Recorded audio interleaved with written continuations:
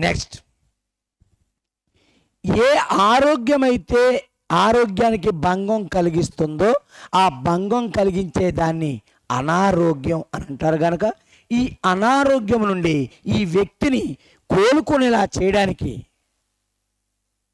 ఏ ఒక్క వ్యక్తి అయితే పూనుకుంటాడో ఆ వ్యక్తిది సేవకురాలు లేదా సేవకుడు.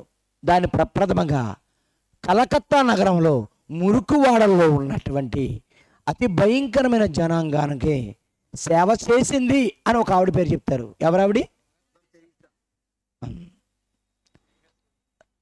తెరీసా. ఏమని? తెరీసా. ఆమెను ఏమన్నారు? మదర్. మదర్ అని ఎందుకన్నారండి? అమ్మా, సేవ చేసినందుకు మదర్ అంటారా? మీ మదర్లు చేస్తున్నారా? పొద్దున్న లేచి క్యారేజ్ ఆడతారు పిల్లలకి. ఏళ్ళేం మదర్లో? మదర్లు కాదు, మన పాలిట వెదుర్లు. లేవలేకపోతున్నారండి. ఏమండి? మళ్ళీ పిల్లలు నా కష్టాన్ని గుర్తించట్లేదు. ఎంత కష్టపడ్డా ఏది నీ కష్టం? నీ పిల్లలు నీ కష్టాన్ని గుర్తించాలంటే నీ కష్టం ఏది? ఒక్కరోజైనా రుచికరమైన కూరెట్టే వాళ్ళకి. ఏమండి? క్యారెట్ తెచ్చేద్ది, ఈవిడికి ఇష్టం వచ్చిన ముక్కలు సైజులో కట్ చేద్ది, నూనెలో సుయ్యం అనిపించేద్ది, అటు ఇటు వేపేసి పెట్టేద్ది. రోజు క్యారెట్ ముక్కలు, బీట్రూట్. అసలు జీవితంలో తినకూడదు అనుకున్నావే. చూడండి, ఎక్కడికైనా భోజనానికి వెళ్తే ఏంటంటే కర్రీ అంటే పన్నీర్. పన్నీరా? ఇంకేం దొరకలేదా? పన్నీర్ ఏంటండి ఇన్ని కూరగాయలు ఉండగా అని కొంచెం నిరుత్సాహం వచ్చేది. ఇంకేం ఉండరండి? బంగాళదుంప ఏంటి? పిల్లలకి చక్కగా అంత రుచికరమైన కూర వండి బాక్సులు పెడితే అన్నమంతా తినేస్తారు. కానీ రోజు పిల్లల క్యారీలు చేస్తుంటే అన్నం ఉంటుందా? ఉంటుంది. అంటే మీరు ఎంత బాగుంటారో అర్థమవుతలేదా? మరి మీరు మదర్ అని ఎందుకన్నారంటే నిజంగా తల్లికుండే లక్షణం నిద్ర మానుకుని పిల్లల జీవితాలకి చక్కగా కడుపు నిండా అన్నం తింటారో పిల్లలకు కడుపు మాడిపోద్దమ్మా అని కడుపు నిండా అన్నం తిని మంచి కూర వండి పెట్టాలి. ఏమీ చెయ్యలేనప్పుడు నువ్వేం చేస్తావు చెప్పండి? జాగ్రత్త వినండి. అయితే ఈ ప్రపంచానికి దేవుడు ఆలోచన చేసి వీళ్ళకి దేవుణ్ణి పంపనా, దేవదూతలు పంపనా, వైద్యుడిని పంపనా, న్యాయమూర్తిని పంపనా అని ఆలోచన చేసి ఒక నిర్ణయానికి వచ్చి దేవుడు ఎవరిని పంపాడంట తెలుసా ఈ లోకానికి? యెషయా గ్రంథము 42వ అధ్యాయము మొదటి నుండి చూడండి. దేవుడు ఈ లోకానికి ఎవరిని పంపాడు? తీశారండి? యెషయా గ్రంథము 42వ అధ్యాయము మొదటి వచనం. ఇదిగో నేను ఆదుకొను నా సేవకుడు. ఎవరండినా? ఎవరి సేవకుడు? చూద్దాం. నేను ఏర్పరచుకొనిన వాడు నా ప్రాణమునకు ప్రియుడు. ఏర్పరచబడిన వాడు, అపోస్తులుడు అనగా దేవుని చేత పంపబడినవాడు. దేనికి? జాగ్రత్త వినండి. ప్రతివాడు దేవుడు కావాలి, దేవుడు కావాలి, దేవుడు కావాలన్నాడు. దేవుడైతే ఎక్కడ ఉంటాడు? గుళ్ళో ఉంటాడు. దేవుడు ఎక్కడ ఉంటాడు? మరి గుడి ఎందుకు కట్టారు? దేవుడు ఎక్కడ ఉంటాడమ్మా? గుళ్ళోనే ఉంటాడు. మరి దర్శనాలు చేసుకుంటాకి ఎందుకు వెళ్తున్నారు? గుళ్ళో ఉన్నాడని. అప్పుడు గుళ్ళో ఉన్నవాడికి ఏం చేయాలి? గుళ్ళో ఉన్నవాడు కూర్చొని ఉంటాడు కదండి, కూర్చొని ఉంటాడు. కూర్చొని ఉన్నవాడికి ఏం చేసి పెట్టాలా? ఏమే టీ. ఈయన ఎక్కడున్నాడు? మంచం మీద ఉన్నాడు కూర్చుని టీయా. ఏమే తింటకి ఏమైనా ఉందా? యాపిల్ ముక్కలు కట్ చేసేవనా? ఎక్కడున్నాడు? మంచం మీద. ఏమే మంచినీళ్ళు. గుళ్ళో ఉన్నవాడు ఏం చేయించుకుంటాడు? సేవలు చేయించుకుంటాడు. ఇప్పుడు మీకు కావాల్సింది సేవలు చేయించుకునేవాడా, సేవ చేసేవాడా? సేవ చేసేవాడు. అంటే ఇప్పుడు మీకు ఎవరొద్దు? దేవుడొద్దు. అమ్మో దేవుడొద్దు అంటున్నారేంటి అన్నాడు. పరలోకమందున్న దేవుడు భూమి మీద ఉన్న వాడి కోసం పంపేవాడు దేవుడు కావాలా, సేవకుడు కావాలా? క్లోజింగ్లో ఇస్తానులేండి బాబు, దేవుడు లేడని చెప్పకుండా నేను ఎందుకు వస్తాను ఇక్కడికి? మరీ మొహాలు అలా పెట్టేశారు. అది చూడలేకపోతాను. మరి దేవుడు లేడు అంటే ఎలాగండి, 3వ రోజు మీటింగ్కి నేను రానండి అన్నట్టు ఇప్పుడు నిర్ణయం చేసుకుంటున్నారు. దేవుడి కోసం చెప్పడానికి వచ్చి దేవుడు లేడని నేను ఎందుకంటానండి? దేవుడు వద్దని ఎందుకని అంటున్నాను? ఏమండి, డాక్టర్ గారి దగ్గరికి వెళ్ళా, మాంసం వద్దు అన్నాడంటే బొత్తుగా వద్దని కాదు, 4 రోజులు జ్వరం తగ్గేదాకా వద్దని. ఏమండి, పంచదార వద్దు అన్నాడంటే షుగర్ ఉందని, ఉప్పు వద్దు అన్నాడంటే బీపీ వద్దని. ప్రస్తుతానికి దేవుడు వద్దంటే దేవుడి ప్లేస్లో ఇంకొకడు అవసరమని. అంటే ఇప్పుడు నేను ఆదుకుని నా సేవకుడు, నా ప్రాణమునకు నేను ఏర్పరచుకుని వాడు, నా ప్రాణమునకు ప్రియుడు, అతని యందు నా ఆత్మను ఉంచి ఉన్నాను. అతడు అన్యజనులకు న్యాయమును కనపరచును, అనగా న్యాయ సేవలో. 2, అతడు కేకలో, ఎందుకేడు కేకలో? ఏమండి, ఎందుకేడండి కేకలు? రోజు ఉదయం దగ్గర నుంచి సాయంత్రం పిల్లలతో కేకలు వేస్తూనే ఉంటారు. వేసేసేసి మిమ్మల్ని మీరు కొట్టేసుకుంటుంటారు. బాబు వీడి కోసం నేను చచ్చిపోతానమ్మో, ఈడేం పిల్లడేమో, ఎందుకురా నన్ను అర్పిస్తారు, ఎందుకురా అలా అయినా ఎందుకు ఎలాగరుతున్నావు? నా అరుపులు వినపడుతున్నాయి, వీడి పనులు ఏమన్నా వినపడుతున్నాయా? మీరే మనుగొడుపు కూర్చుని పెళ్లి కొడుకులా మంచం మీద కూర్చొని ఏమేంటి ఇదే, ఏమైతే ఇదే అంటాడు. కనీసం ఈయన ఏమైనా ఎక్కువసేపు చూసుకుంటున్నారా మీరు? ఆయన అరవడు, తన కంఠస్వరం వీధుల్లో వినబడినీయుడు, నలిగిన రెల్లు అతడు విరవడు, మకమకలాడుచున్న జనుపనార పత్తిని ఆర్పడు. అతడు సత్యమును అనుసరించి న్యాయమును కనపరచును. భూలోకమున న్యాయమును స్థాపించే వరకు అతడు మందగిలడో నలుగుడు పడడు. ద్వీపములు అతని బోధ కొరకు ఏం చేస్తున్నాయి? ద్వీపములంటే చుట్టూరు నీరుండి దిక్కు దిమానం లేక ఉండేవాళ్ళు అని. ఎటు చూసినా ఏం కనపడుతుంది? దీటిని ఎలా చూస్తారో మీరు, ఇలా ఉండబట్టే మోసం చేసేస్తున్నారు మిమ్మల్ని బోధలు. ఆదివారం వచ్చినప్పటికి ఏదో చెత్త పోగేసుకుని వచ్చి, ఏమండి మీరు చైతన్యవంతులు కాకపోతే మిమ్మల్ని మోసపోతారు ప్రియమైన వాళ్ళరా. మీరు ఎప్పుడైతే వాక్యములో ఆటగాళ్ళు, పాటగాళ్ళు, ఆవేశం ఉన్నవాళ్ళు, ఆలోచన లేని వాళ్ళు అన్నట్టు ఉండకూడదు. వాక్యము తెలిసిన వాళ్ళగా, మీకు వాక్యం చెప్పాలంటే కింద కూర్చున్న వాడికి సబ్జెక్ట్ తెలుసు అని వాళ్ళు జాగ్రత్త పెట్టుకుని వాక్యం చెప్పేవాళ్ళే ఉండాలి. మాట్లాడండి. అదిగో ద్వీపము అంటే చుట్టూరు నీరుండి ఎటు వెళ్ళలేక మధ్యలో ఉండిపోయి ఏనాటికైనా ప్రమాదం పొంచి ఉందని గమనించండి. బిక్కుమంటూ దిక్కు తోచని స్థితి అన్నమాట. ద్వీపములు ఆయన బోధ కొరకు కనిపెట్టును. అర్థం చేసుకోండి చాలండి. కింద 6, గుడ్డివారు కన్నులు తెరుచుటకును, వైద్య సేవలో బంధింపబడిన వారి చెరసాల నుండి వెలుపలకి తెచ్చుటకు మంచి పోరాట యోధుడు అంటే విప్లవ సేవకుడు. చీకటిలో నివసించే వారిని బందీ గృహం నుండి బయటికి తెచ్చుటకు ఒక స్వాతంత్ర సమరయోధుడు, స్వాతంత్ర సేవకుడు. యెహోవానగు నేనే నీతి విషయంలో నిన్ను పిలిచి నీ చేయి పట్టుకొని ఉన్నాను. నిన్ను కాపాడి ప్రజల కొరకు నిబంధనగాను అన్యజనులకు వెలుగుగాను నిన్ను నియమించున్నాను. ఎవరు ఈ సేవకుడు? వినాలి జాగ్రత్తగా. ఎవరు ఈ సేవకుడు? సమాజానికి అవసరమైన ఈ సేవకుడు ఎవరు? మత్తయి సువార్త 12వ అధ్యాయము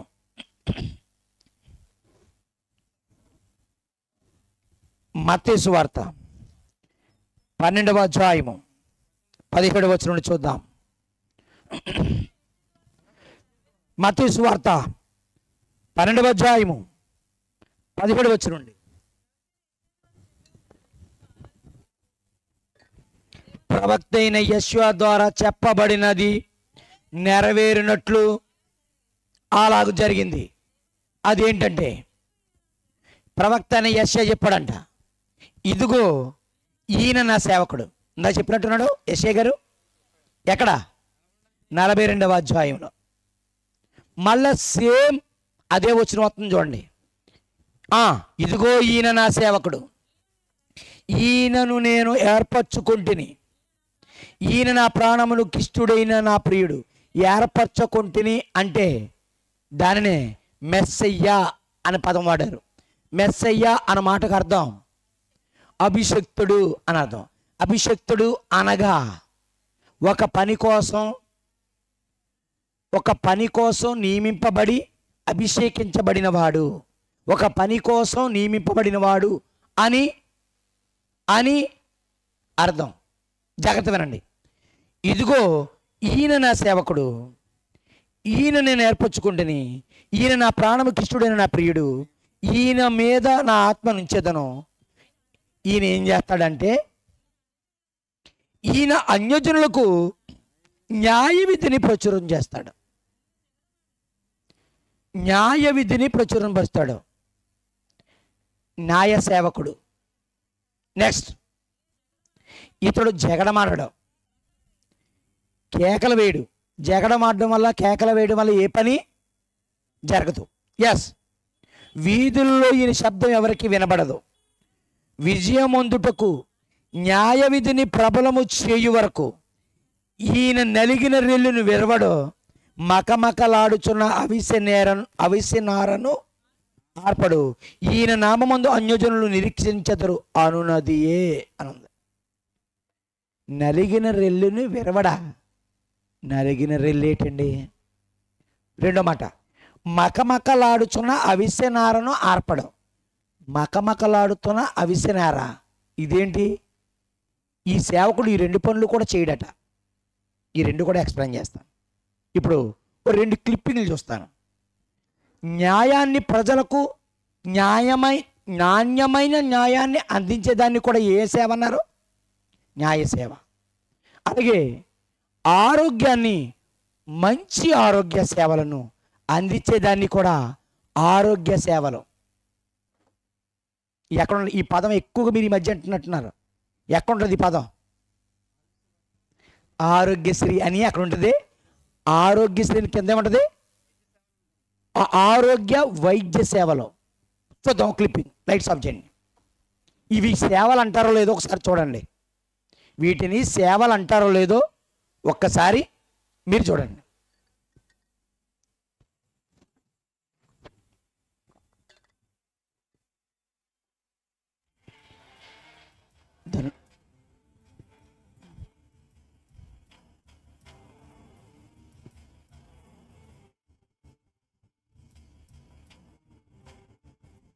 ఆపండి నాయన. ఏంటండి అది? లైట్స్ ఆన్ చేయండి. అలాగే ఉంచదు. తీసిగు. ఏ సేవ?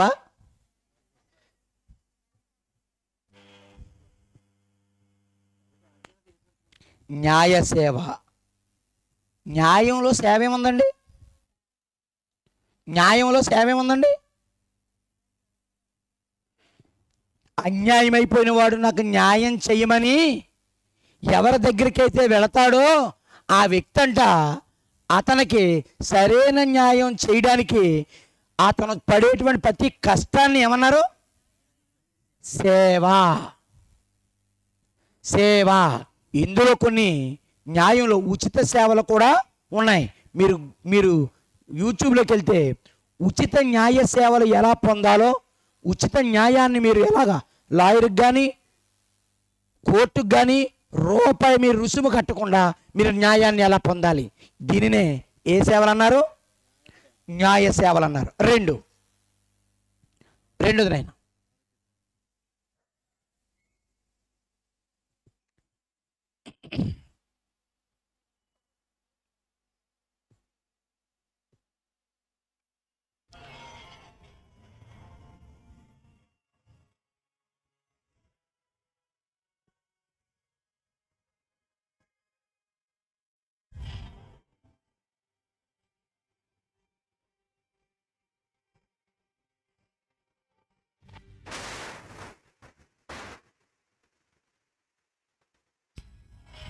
అలా ఉంచండి. ఏటమ్మది? Lights on.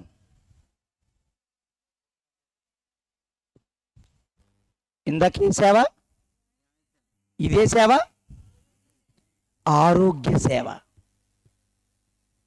ఇక చాలా ఉన్నాయి, మనకు టైం సరిపోద్ది కనుక.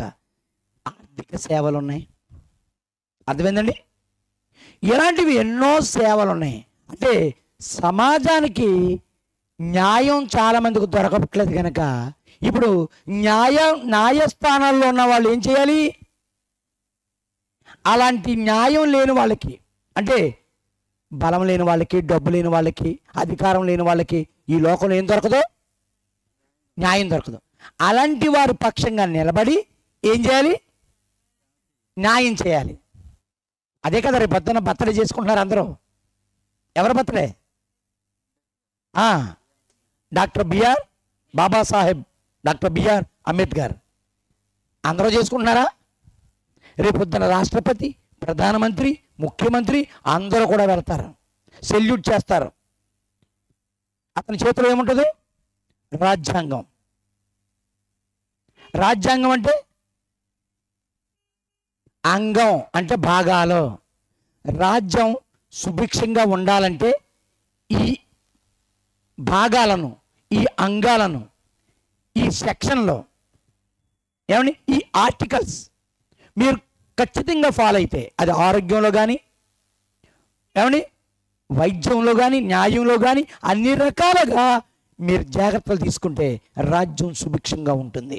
ఈ రాజ్యాంగానికి అతడు నిర్మాతగా ఉండి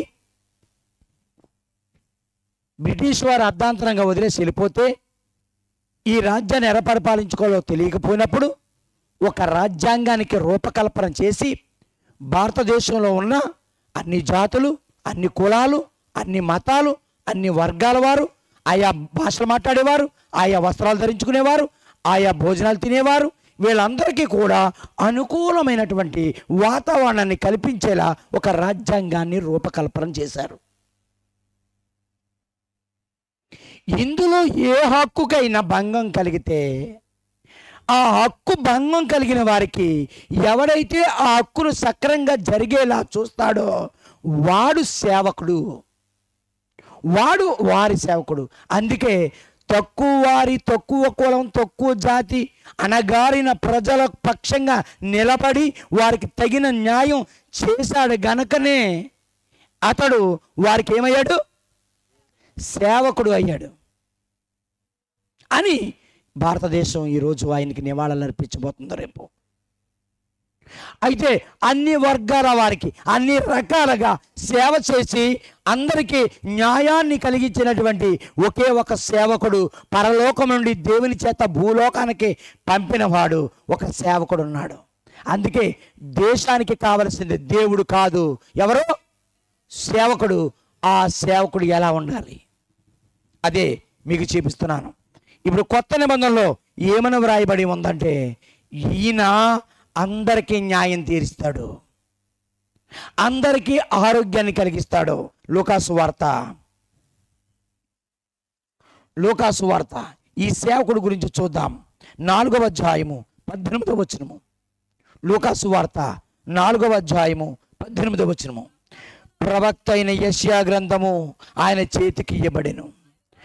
ఆయన గ్రంథం విప్పగా ప్రభు ఆత్మ నా మీద ఉంది. ఏదో ఒక ఇన్స్పిరేషన్ ఉండాలి కదండి, ఎవరో కూడా ప్రోత్సాహం ఉండాలి కదండి, ఉండాలి.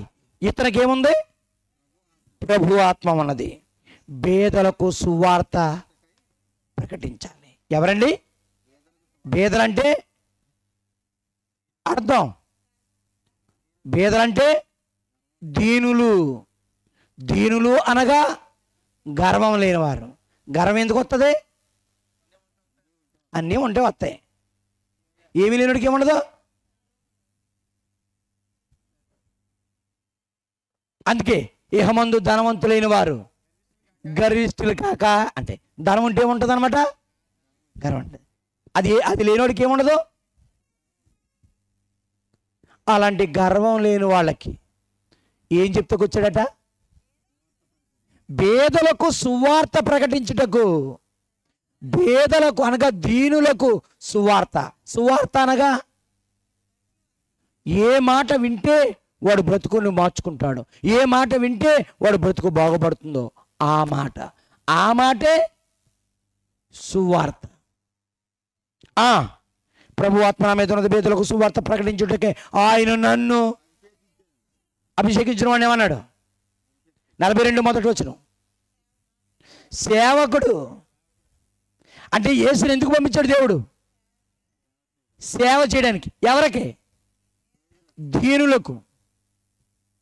ఎవరికంటే ఏముందంటే న్యాయం దొరకని వాడికి న్యాయం, వైద్యం అందనవాడికి వైద్యం, ఆర్థికంగా ఉన్నవాడికి ఆర్థికంగా, మానసికంగా ఉన్నవాడికి మానసికంగా. ఎవడికి ఏ సేవ అవసరమో ఆ సేవ. ఏమండి? కలెక్టర్ ఆఫీసులో మీకు అందు సేవలు, ఎంఆర్ఓ ఆఫీసులో మీరు పొందుకునే సేవలు, ఆధార్ కార్డు, పంచదార కార్డు, ఏమండి ఇంకే కార్డులు ఉన్నాయండి, ఓటర్ ఐడి కార్డు, స్థలాల గొడవల, ఇంటి పన్నుల, ఈ సేవలన్నీ పొందుటకు కిందనున్న టోల్ ఫ్రీ నెంబర్కి ఫోన్ చేయండి, కింద ఉన్న వారిని సంప్రదించండి, సంబంధిత అధికారులను సంప్రదించండి. సంబంధిత సేవలు, పైన ఉన్నటువంటి సంబంధిత సేవలన్నీ పొందుటకు కిందనున్న సంబంధిత అధికారులను సంప్రదించండి అని ఉన్నది. మీరు ఎప్పుడైనా చదివారా? అగులు బొగులు బండి దిగిపోవడం ఉన్నా ఆఫీసులకు వెళ్ళిపోవడం తప్ప ఎవడు చదివాడు? ఏమండి? రేషన్ కార్డుకి 15 రోజులు, ఆధార్ కార్డుకి 10 రోజులు, ఓటర్ ఐడి కార్డుకి వారం రోజులు అని రాసి ఉంటుంది చూడండి. ఏంటి? పౌర సేవలు. ఏంటి? మీ రేషన్ డిపో మీద ఉండేది కదా ఇంతకుముందు, ఇప్పుడు లేదు. పౌర సరఫరాల శాఖ. పౌరుడెవరు? ఆడెవడం అనుకోకండి, మీరే గ్రహాంతర జీవులు కాదు, పౌరులు మీరే. మీ సేవలు అంటే పరలోకం నుండి దేవుని చేత భూమి మీద ఉన్న మనిషికి ఏ సేవలు కావాలి? పౌర సేవలు. ఆ సేవలు అందించడానికి వచ్చాడంట. అందుకే ఆయన నన్ను ఏం చేశాడట? అభిషేకించాడు. మీరు ఎవరు చదవకండి, నేను వెళ్తున్నాను, టైం లేదు. ఫస్ట్ సేవ, చెరలో ఉన్న వారికి విడుదల. పాకిస్తాన్లో బందీలుగా ఉన్నారు. అప్పుడు భారతదేశం నుండి విదేశాంగ మంత్రి ఉంటాడు, విదేశ వ్యవహారాల శాఖ మంత్రి. దేశాల మధ్య సఖ్యత కోసం వెళ్ళి రెండు దేశాల మధ్య మాట్లాడి అక్కడ బందీలుగా ఉన్న మన జాలర్లని ఏం చేసుకొస్తారు? విడిపించుకొస్తాడు. చెరలో ఉన్న వారికి విడుదల, గుడ్డి వారికి చూపు కలుగుతుంది. అంటే కంటి చూపు అవయవాల్లో నయనం ప్రధానం. కంటి చూపు లేకపోతే చాలా ప్రాబ్లం. కంటి చూపుతోనే చాలా వాటిని మనం గ్రహిస్తాం, చాలా వాటిని చూస్తాం, ఒక అర్థం చేసుకుంటాం. కనుక కంటి చూపు లేదంటే చాలామందికి. కంటి చూపుని చాలా రకాలుగా మాట్లాడతాడు. కంటి చూపునే దూరదృష్టి అని దానితో కూడా మాట్లాడతాడు. అంటే జీవితంలో ముందు ఎలాగైతే తమ జీవితాన్ని బాగుపరుచుకోవాలో, ఉన్నతంగా తీర్చిదిద్దుకోవాలో తెలియకుండా బతికేవాడిని ఏ చూపు లేనివాడు అంటారో. ముందు చూపు లేనివాడు దూరదృష్టి లేనివాడు.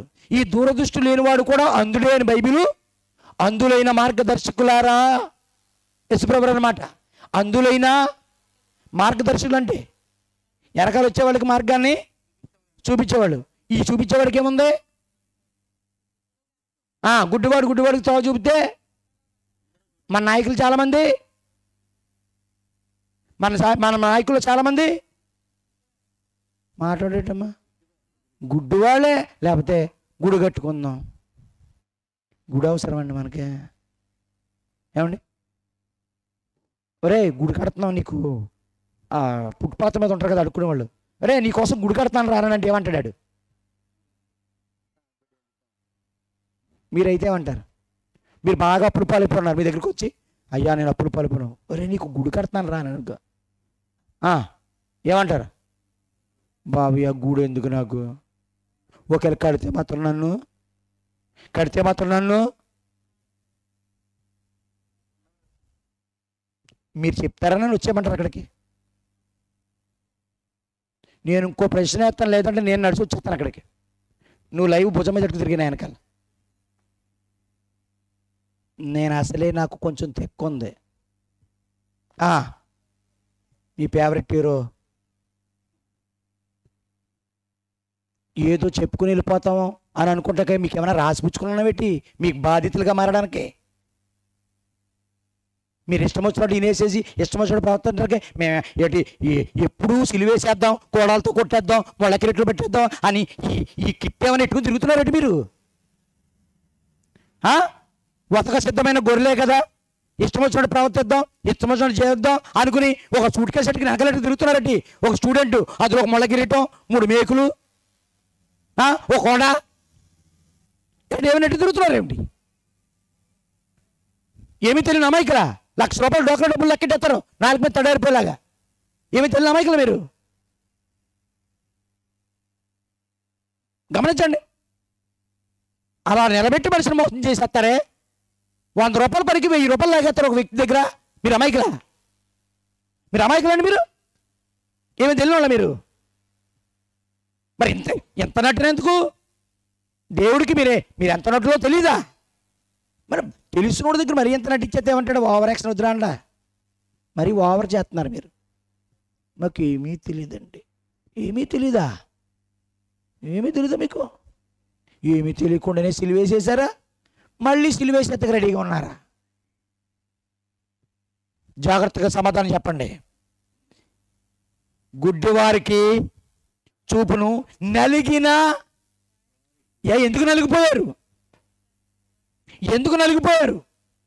పెళ్ళంటే ఏదో ఊహించుకుని ఇమేజినేషన్. ప్రతి వాళ్ళు పెళ్ళి అనుకుంటే ఒక అందమైన ఆల్బమ్ తయారు చేసుకుంటారు. పెళ్ళికి ఒక ఆల్బమ్ ఉంటుందిలేండి. పెళ్ళికి ముందు ఒక ఆల్బమ్ తయారు చేసుకుంటారు. మీరు ఊహల్లో అంటారు దాన్ని. ఈ ఆల్బమ్లో అన్నీ చాలా బాగుంటాయండి. లైఫ్లో 6 నెలల తర్వాత ఇంకో ఆల్బమ్ వస్తుంది. అది 3వ ఆల్బమ్. ఒకటేమో పెళ్ళికి ముందు, రెండోది పెళ్ళి తర్వాత. జర్నీలో ముందుకెళ్ళిన తర్వాత పెళ్ళి వస్తుంది. అబ్బబ్బా, ఏ పేజీ చూసినా కష్టాలు, బాధలు, ఇబ్బందులు. పిల్లల చేత నలిగిపోయి, భార్య చేత నలిగిపోయి, భర్త చేత నలిగిపోయి, అప్పుల చేత నలిగిపోయి, ఇన్ని చేస్తున్నా కనీసం భార్య ఆదరించక, పిల్లలు ఆదరించక, అయ్యో పాపం అనేవాడు లేక, ఎవరితో చెప్పుకోవాలో తెలియక ఉన్నారే. వాళ్ళెవరో దేశానికి ఎన్నోమొక్క రైతు అన్నారు. అసలు మీకు డ్వాక్రా రుణాలు ఎందుకు రద్దు చేయాలండి? మీకు అది చేసేదేదో రైతుకు చేస్తుంటే పట్టడు మెతుకులు పెట్టే రైతు ఏం చేస్తాడు? బతుకుతాడు, వ్యవసాయం చేస్తాడు. ఇన్ని నష్టాలు కలిగిన వ్యవసాయం చేసేవారికి వదిలేసేసి అమ్మలక్కలకి ఏం చేయాలంట? వీళ్ళేమో ₹1,00,000 తెచ్చేసుకుని, తోడు చేయించుకుని, డబల్ కడ మంచం కొనుక్కుని, ఫ్రిడ్జ్ కొనుక్కుని, ఏసీ కొనుక్కుని ఇంట్లో పడుకుంటారట. రైతేమో పురుగుల మందాకి సప్పులు పాలైపోయి అదే గొట్టు మీద వికత జీవి చచ్చిపోవాలంట. అదే పొలంలో ఊరేసి చచ్చిపోవాలంట. పైగా ఎన్ని మొక్క ఎవరు? రైతు. ఆ ఎన్ని మొక్కలు ఏం చేస్తున్నారు? విరగ్గొట్టేస్తున్నారు. బాబు రాజకీయ నాయకులు, ఈ సరైన కొలు తిరిగి డ్వాక్రా గ్రూపులు ఎత్తేయండి. దీనివల్ల మా సమాజానికి ఏ ఉపయోగం లేదు. ఎందుకంటే మా రాజమండ్రిలో డ్వాక్రా గ్రూపులు, షాపులు ఏమీ లేవు. ఉన్నాయా? ఈ వీధిలో ఎవరైనా డ్వాక్రా డబ్బులు తెచ్చుకుని 10 మందికి 10 మిషన్ కుట్లెట్టి నేర్పించే వాళ్ళు ఎవరున్నారు? చేతండి. లేరు. కొట్టెట్టుకున్నారా? లేరు. ఇప్పుడు 4 మేకలు తెచ్చుకుని మేపుకుంటున్నారా? లేరు. ఒక గేదెని తెచ్చుకుని పాలు పిండుకుంటున్నారా? డ్వాక్రా గ్రూపులు ఎంతమంది ఉన్నారు?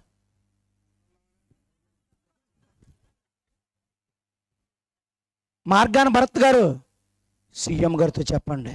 అందరూ ఆ బొస్కెదిరెళ్ళి ఏయో చెప్తున్నారు. ఇది చెప్పండి బాబు, ఆ బొస్కెదిరెళ్ళి ఈ అన్యాయం చెప్పండి బాబు. ఈ ఆడవాళ్ళకి డబ్బులు తీసాడు బాబు. ఆ బొస్కున్నా రాజమండ్రి వచ్చిన నేననేది వెళ్ళిపోతానండి. అయ్యా మామయ్య, ఆ డ్వాక్రా గ్రూప్ ఎత్తే అది నేను ఎత్తేస్తాను, సీట్ ఎత్తేస్తారు. వీళ్ళ వల్ల ఏ ఉపయోగం లేదు. వీటి వల్ల రైతు నష్టపోతున్నాడు. ఈ డబ్బులు ఎవరికి ఇవ్వండి? ఎవరికి ఇవ్వండి? మనకు పట్టెడు మెతుకులు పెట్టే రైతుకి ఇవ్వండి, అతనికి ఏమి లోటు లోటు ఉన్నా లేకపోతే అతనికి ఇవ్వండి.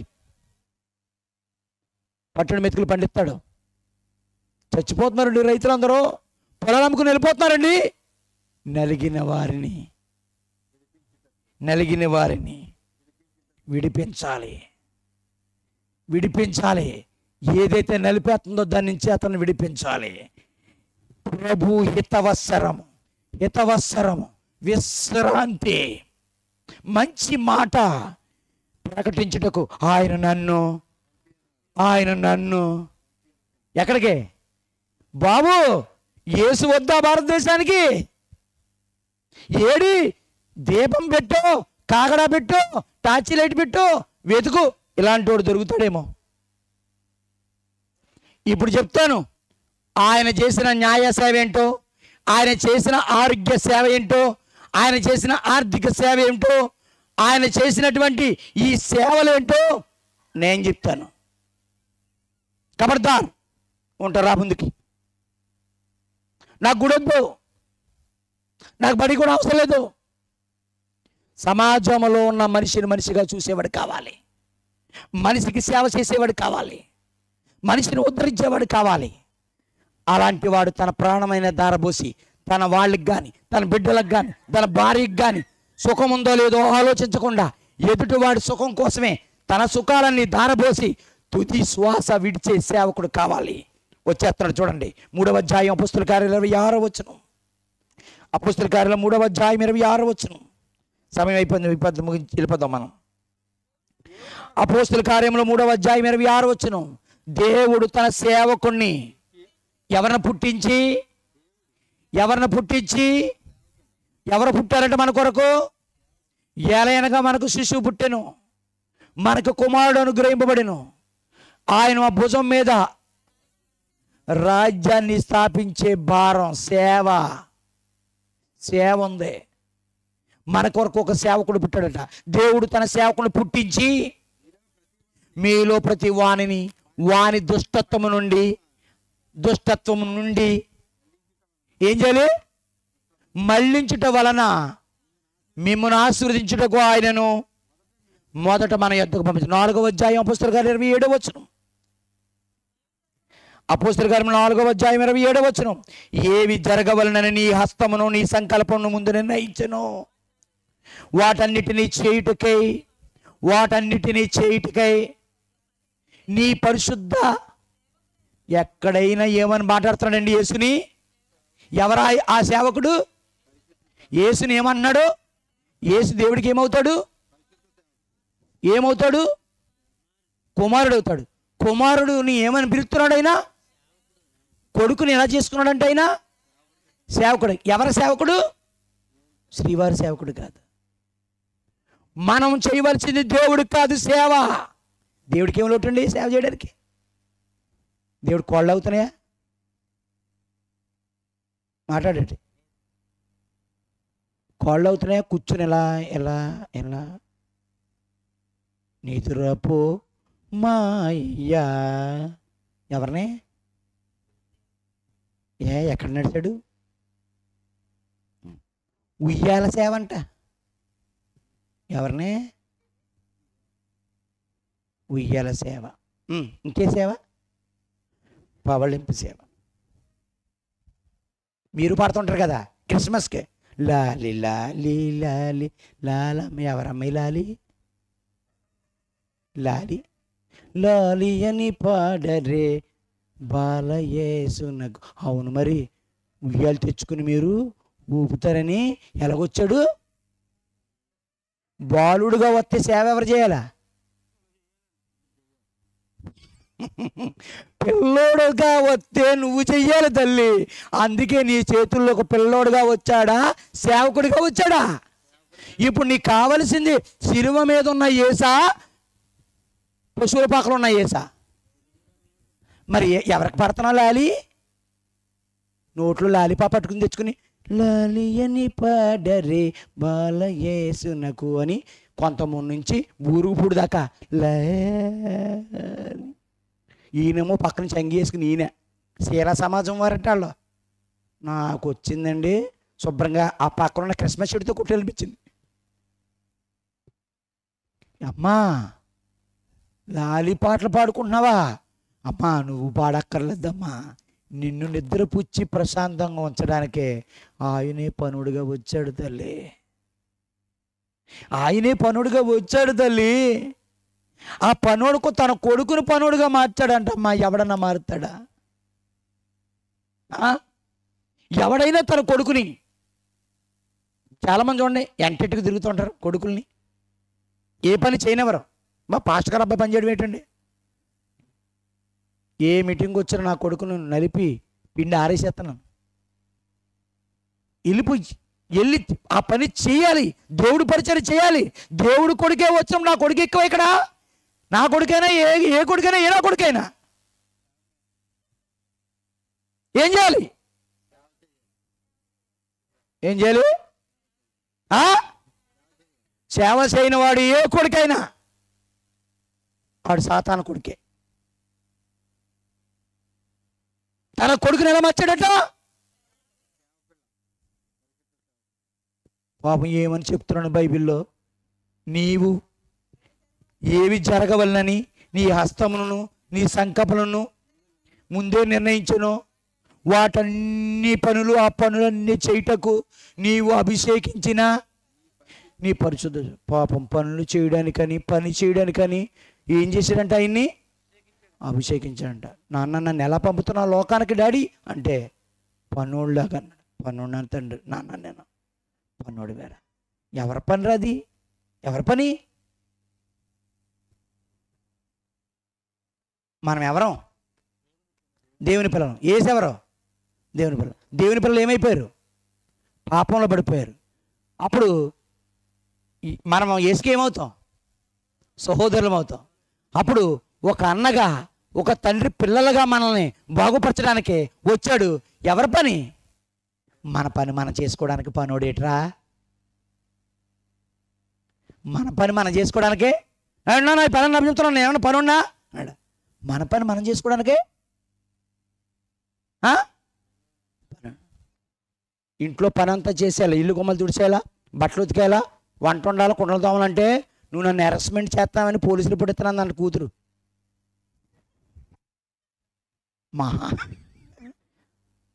అమ్మా ఏ కూతురు? ఏమండి వీళ్ళు ఏ కూతురు కంటే వద్దమ్మా. అలాంటి కూతురు పగోడికైనా మీకు లేరా కూతురు? మాట్లాడతలేదు. మీ కూతురు మదర్ తెరీసా, లక్ష్మి, ఝాన్సీ లక్ష్మి బాయ్ కాదు, ఎక్కడితోనో జెండా ఎత్తేసి బాయ్. గమనించండి, కంటే కూతురునే కనండి, కంటే కొడుకునే కనండి. ఇలాంటి కూతురులు ఎవరికే ఉండద్దు బాబు. పాకిస్తాన్ కూడా ఉండకూడదు, నన్ను అడిగితే బిన్ లాడెన్ కూడా ఉండకూడదు. ఇలాంటి కొడుకులు. కొడుకంటే యేసు తండ్రిని హైలైట్ చేశాడు, గొప్పగా చూశాడు. తండ్రి అప్పగించిన పనులు ఏమన్నాడు తెలుసా? నా ఇష్టము నెరవేర్చుకుంటకు నేను రాలేదు, నన్ను పంపిన వాని చిత్తము నెరవేర్చుటకు ఇదిగో నేను వచ్చాను. తండ్రి నా ఇష్టం నెరవేర్చుకు నేను రాలేదు నాన్న, నీ ఇష్టమే నెరవేర్తా. తండ్రి నీ చిత్తమైతే గిన్నె తీసే, అయినను నా ఇష్టం కాదు, నీ ఇష్టం ఎలాగైతే అలాగే. నన్ను నలిపేస్తావా, కొట్టేస్తావా, తిట్టాదు. ఆయన ఒక్క మాట అయిన తండ్రిని ఏమైనా అన్నాడా? అందరికీ మంచి బతికిచ్చావు, అనిల్ అంబానీకి అంత బతికిచ్చావు, శోభన్ బాబుకి అందం ఇచ్చావు, ఏమండి ఆడికి అది ఇచ్చావు, వీడికి ఇచ్చావు. నాకేమి ఇచ్చావు? నాకే పాత్ర ఇచ్చావు? ఏ పాత్ర ఇచ్చావు? అందరికీ సేవ చేసుకునే పాత్ర ఇచ్చావా నాకు? ప్రారంభంలో ఈ పాత్ర విలువ నీకు తెలియదు నాన్న, కానీ ముందుకెళ్తే ఈ పాత్రలో జీవించిన వాడు హైయెస్ట్ పదవిని ఆద్రోహిస్తాడు, అత్యున్నతమైన పురస్కారానికి అర్హుడిగా ఎంచబడతాడు. చూపిస్తాను. ఈ పరిచారకుడు చేసిన ఈ పరిశుద్ధ సేవకుడును నీవు అభిషేకించావా నా కోసం. ఫిలిప్పీయులకు రాసిన పత్రిక 2వ అధ్యాయము 7వ వచనం చూద్దాం. ఫిలిప్పీ 2వ అధ్యాయము 7వ వచనం చూద్దాం. ప్రియమైన వాళ్ళారా, యేసుక్రీస్తు వారి గురించి చెప్తాడు. అతడు మనుషుడు పోలికగా పుట్టి ఏ స్వరూపమో, దాసుడు అంటే పనివాడు ఎవడే పని చెప్తే పిలిస్తే వెళ్ళి ఆ పని ఎస్ బాస్. వెళ్ళిన హోటల్లో ఏమంటారు? సర్వర్స్. ఇంకా బెల్ బాయ్ టింగ్ టింగ్ టిక్. సార్ ఏం కావాలండి? 2 వాటర్ బాటిల్లో ఒక న్యూస్ పేపర్. అలాగే సార్. టింగ్ టింగ్ మళ్ళీ అంటుంది. ఎస్ బాస్ ఏం కావాలండి? 2 సాంబార్ ఇడ్లీ, 2 గారి, 2 దోశ. తింటకా అమ్ముకోవడానికా? తింటకా అమ్ముకోవడానికా? ఒక్కడే ఉంటాడు. ఆడేమో ఇంకెవడన్నా ఉండడానికి చూస్తాడు. ఎవడన్నాడు? ఇరికే టిఫిన్ అన్నంలో ఒక యాగంలో చేస్తున్నారండి బాబు ఈ మధ్యన భోజనం. యాగం అంటే కొన్ని రోజులు చేస్తారు రాకుండా. నిరంతరప్రాయంగా చేసేదాన్ని ఏమంటారు? యాగం. ఇప్పుడు మీరు భోజనం చేస్తారండి, పడుకున్న తర్వాత మీ ఇంటి పక్కలు మా ఆయనగారు బిర్యానీ తెచ్చారు, పిల్లలందరూ నిద్రప్పుడు తింటామని చూడండి, నిద్రకోవడం కూడా మంచం మీద పెట్టుకుని అని వదిలేసి వాళ్ళు ఉన్నారు. వద్దు అన్న మాట మన లైఫ్లో లేదు. అందుకే ఈ మధ్య భోజనాలు ఎలా చేస్తున్నారు జనం? యాగం. ఎంతకాలం అండి యాగం? నోరు మూతడిపోయేదాకాను ఆ 4 గింజలు నోట్లో వెనక నుంచి ఇలా వేస్తారు. కరెక్ట్గా నోట్లో ఆడాలట.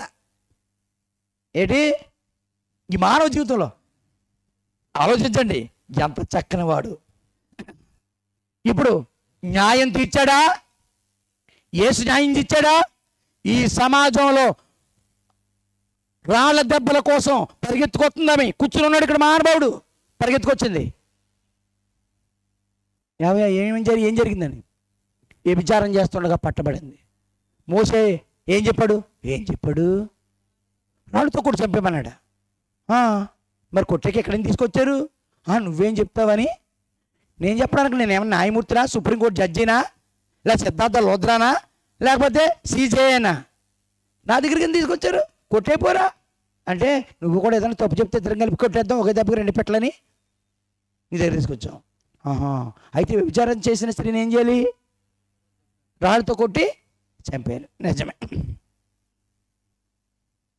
అయితే మీలో పాపం లేనివాడు ఎవడో రాళ్ళతో కొట్టి చెప్పాడు అన్నాడు. ఇదే దిష్టు అన్నాడు. మన న్యాయం అంటే అదే. అందరూ లాయర్లు ఎవరు? మరి అందుకే రాత్రి చెప్పాను మీకు. పక్కన బంధువుల్లో లాయర్ ఉండగానే ఏమండి ఆంధ్రప్రదేశ్లోను తెలంగాణలోను ఇంతమంది లాయర్లు ఉండగా సిద్ధార్థ లోద్రాన్ని ఎందుకు తెచ్చుకున్నాడు బాబు గారు? అప్పుడు ఏమంటారు? మేము లాయర్లు కాదా? లాయర్లే తినేస్తాకి.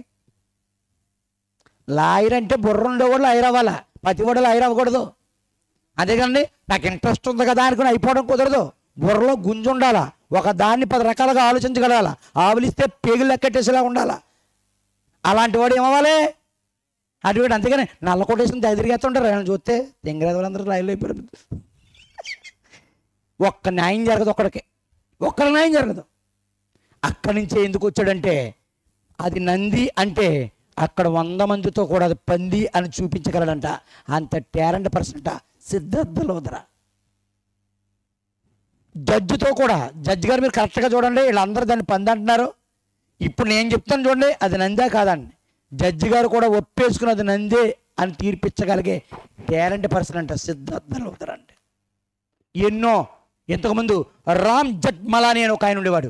ఇతడు రాజకీయాలన్నిటినీ ఏ సంక్షోభాలు వచ్చినా, ఎటువంటి కేసులు వచ్చినా అతను వాదించేవాడు. ఇటీవల చనిపోయాడు పెద్ద ఆయన రామ్ జెఠ్మలానీ. ఇతడు రాజకీయంలో ఉన్నటువంటి ఎటువంటి కేసునైనా అవలేలగా వాదించగలిగేవాడు. అందరూ లాయర్లు ఎవరు? ఇక్కడే డాక్టర్ ఉండగా చెన్నై ఎందుకు వెళ్ళావు? చెన్నైలో ఉండగా బెంగళూరు ఎందుకు వెళ్ళావు? బెంగళూరులో ఉండగా ముంబై ఎందుకు వెళ్ళావు? ముంబైలో ఉన్నవాడు అమెరికా ఎందుకు వెళ్ళాడు? ఎక్కడికంటే పోటీగాడు ఎక్కడున్నాడు? భారతదేశానికి ఎందుకు యేసు మా దేశంలో లేరా అన్నాడు. ఉన్నారు. వాళ్ళకంటే పోటీగాడు ఇంకొకడు ఉన్నాడు కనుక వచ్చాడు.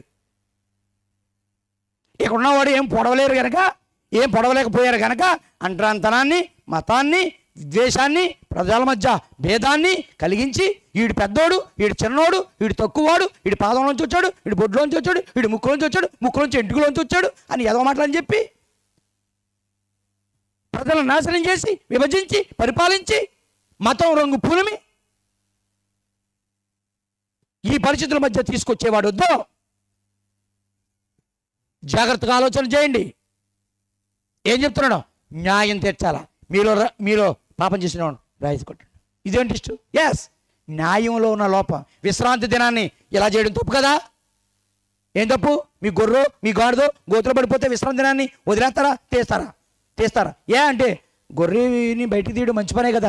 గొర్రె పడిపోతే తీయడమే మంచి పని అయితే మనుషుడు గొర్రె కంటే అలాంటి వాడిని స్వస్థపరచడం తప్పెలాగొద్ది? అయిపోయింది. ఇలా పట్టుకుని వాడు పరిగెత్తుకు వచ్చేస్తానంట. పాస్టర్ గారు ఎదురేడట, ఒరేయ్ విశ్రాంతి దినాన్ని పొరిపెత్తుకుని వెళ్ళకూడదు. ఎవరు చెప్పండి నీకు విశ్రాంతి దినాన్ని పొరిపెత్తకూడదు అన్నాడు. బాబు పాస్టర్ గారు మీకు దండమండి, ఇప్పుడు దాకా మీకు వాక్యమే రాదనుకున్నాం, ఆలోచించడం కూడా రాదని. ఏమండి పొరిపెత్తుకుని పరిగెత్తుకెళ్తున్నాడు చిన్నప్పటి నుంచి నడిచేవాడా? ఎప్పటి నుంచో పక్షవాతంతో మీ చర్చి దగ్గర ఉన్నాను, కళ్ళు ఏమైనా పోయాయా? ఎలా నడుస్తున్నామని అడుగుతారా? పొరిపెత్తుకుని పరిగెడుతున్నాం ఏంటని అడుగుతారా? అసలు మంచి క్వశ్చన్ ఏంటి? మన లాయర్లు ఎలా ఉంటారు? యేసుక్రీస్తు వారు ఏమన్నాడండి? పొరిపెత్తుకుని వెళ్ళమన్నాడు. విశ్రాంతి దినమును స్వస్థపరచకూడదు అన్నాడు. ఎవడు చెప్పాడు? చెడు చేయొద్దు అన్నాడు, మంచి చేయొద్దని చెప్పలేదు. ఇవన్నీ న్యాయ సేవలు. ప్రజలకు ధర్మశాస్త్రాన్ని బట్టి శిక్షించేస్తున్న పెద్ద తరం వాళ్ళని దెబ్బతో నేల రాసేశాడు. నా మందిరము అనేకులకు ప్రార్థనా మందిరం మీరేం చేశారు? దొంగల గోగాను వ్యాపార ట్రేడ్ సెంటర్గాను మార్చారు. తీసాడు ఇక్కడి నుంచి. న్యాయ సేవలు. ఆరోగ్యం. మొండి రోగాలన్నింటినీ యేసుక్రీస్తు వారు ఏం చేశాడు? స్వస్థపరిచాడు. 38 సంవత్సరాల నుండి సాతాను చేత పట్టబడినటువంటి ఈ స్త్రీ శిలోమైన కోనేడు దగ్గర ఉన్నటువంటి ఒక పక్షవాయువు గలవాడు, పుట్టుగుడ్డువాడు, కుష్టివాడు, ఊస చెయ్యగలవాడు, దయ్యాలు పట్టినవాడు, మనుషుల చేత నలిగిపోయినవాడు, సమాజానికి దూరంగా ఉన్నవాడు, అంటరానివాడు, సమరయ స్త్రీ. ఏ అమ్మ ఇక్కడ ఉన్నావు? మీరు మాతో సాంగత్యం చేయరు. ఏమో మమ్మల్ని మీలో కలవనెత్తలేదట. ఎవడన్నాడు?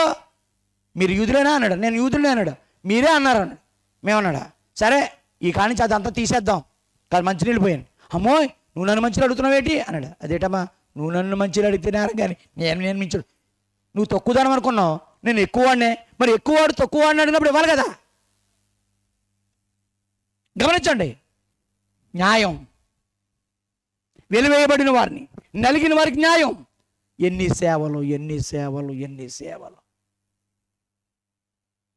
అన్యజనులు ఆయన బోధ వింటారు, అన్యజనులు ఆయన బోధనకు సంతోషపడతారు, అన్యజనులు వచ్చేస్తున్నారు గురువులకి.